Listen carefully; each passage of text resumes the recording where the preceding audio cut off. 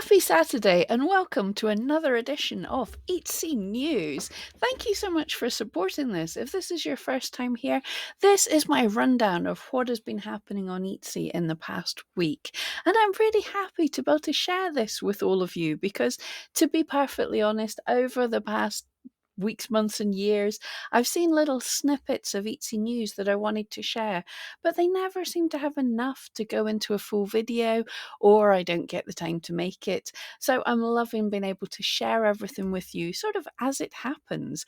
Let's look into what's been in the news on Etsy this week. So, firstly, I wanted to give our shops to watch. I love to do this every now and again when something is really jumping up, and we had Sparrowkin Bake Supply for a couple of days on Etsy. We're getting over 2,000 sales a day, and as the name suggests, it's a bake supply shop. So that was a second reason for me to want to share this with you, because I love when different types of shops do well, and supply and vintage are underseen on Etsy as far as I can see. I think there's a good big market for them. But congratulations, Sparrowkin Bake Supply, totally beating out the usual biggest seller of Caitlin Minimalist. So awesome. And yeah, in third place was Seed Geeks there, which is cool as well. But yeah, Sparrowkin Bake Supply, one to watch. Right, Etsy changes. If you missed this last week, Etsy announced that they're making updates to the size and ratio for listing images. If I remember, I'll leave a link in the description of this, but it's on the forums, and they mentioned this. The TLDR is basically they've been trialing. This is the size of images that you see on different places on Etsy. Like in the app, it looks different than in your shop. It looks different from in the search. So they've been testing things, and they've decided for the past month or so, people are more likely to purchase when the shop displays square photos. That's what they've discovered. So in early August, they're going to make this change to how listing images in your shop home display. And they bold letters here, no immediate action is required. I know people are freaking out and saying, I have 2,000 listings, how am I going to reshoot them all? You don't, and it's unlikely you need to reshoot them all. You just want to look at how they're going to look when Etsy crops them into square. So it's best practices when you're taking images anyway to leave enough blank space around your item. Don't zoom it in so tight. This is especially important for your first image. So leave some blank space about it. So then if Etsy crops it to different sizes, it crops nicely. You can use the new listings manager that they've given us. I think everyone has access to this now. So go in listings, edit listing, and when you go into edit the photos, they have some aspect ratios. You can literally click on them. You don't have to edit your listing, but when you click on them, it shows you what your listing is going to look like in these ratios.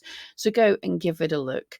The other thing I've been getting asked quite a lot, I know it was on here somewhere, I can't see it at the minute, but the size they are talking about is they want 2,000 pixels for your shortest edge. So if it's a rectangle, 2,000 by something more than 2,000. If it's a square, 2,000 by 2,000. What was it? 72 ppi, and they recommend 1 meg sized photos. Hello, is it 2007? Anyway, that's what they're suggesting.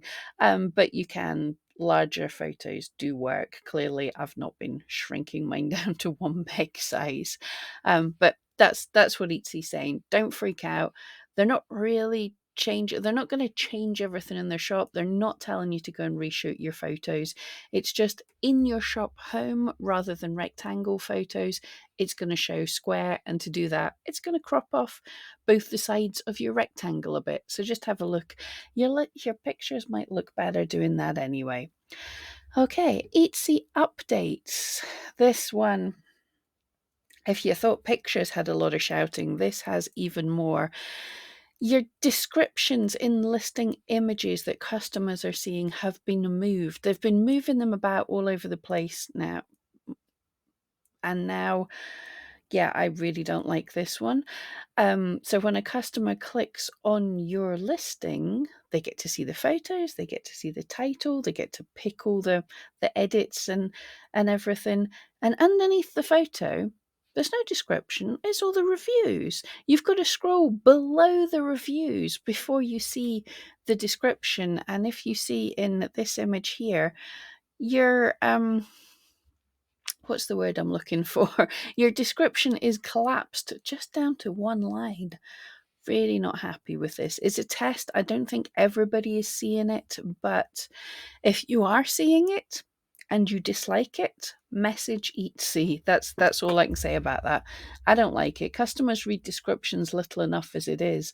Don't make it harder for them to see them. I will say though, obviously this does mean if they're making it harder and harder for people to see descriptions, photos and videos are going to be more important. So try and answer all those questions that customers might have in photos. You can put text across some of your photos. Also, like show scale, perhaps cleaning, how it's going to be packaged. Show everything you need in your photos, because if this sticks, let's just hope it doesn't stick. Right, next one, Etsy in the news. The reserve thing, the Etsy putting sellers in reserve is just getting bigger and bigger. So I've seen across a few Facebook groups, people from the BBC are messaging saying they're interested in interviewing people. This is the BBC, the British Broadcasting Corporation in the UK. I've seen this is on radio shows and stuff, but people are gathering evidence, as it were. It's being taken note of in the UK. The forums and everything are still ablaze with this, because and I am so sorry for the shops that this is happening to. As I say, my mum's still in reserve, but thankfully her shop isn't her livelihood. But there's people with thousands and thousands of pounds or dollars being held in reserve by Etsy for 45 days, 90 days, whatever it is. Yeah, probably Etsy are being a bit heavy-handed with all of this, and I believe it's difficult because I'm only getting secondhand evidence from what people are saying. So you're never 100% sure. But I believe the UK government is looking into this, although it was said before that they can't do anything about it because it's a separate company. The UK government kind of might be looking into this. So interesting, to say the least. Um, Another update that I don't like. Thank you, Debbie from eRank, for showing us this one. Snuck in. I've not seen this mentioned anywhere in the forums, but at the bottom of your messages, when you're going to type a message and you've got the little snippets that they give you and your own ones that you've created, there's also a button saying quick discount. So from a message, you can send someone a quick discount code. A certain amount off, up to about 25% off on no minimum order, expires in 5 days.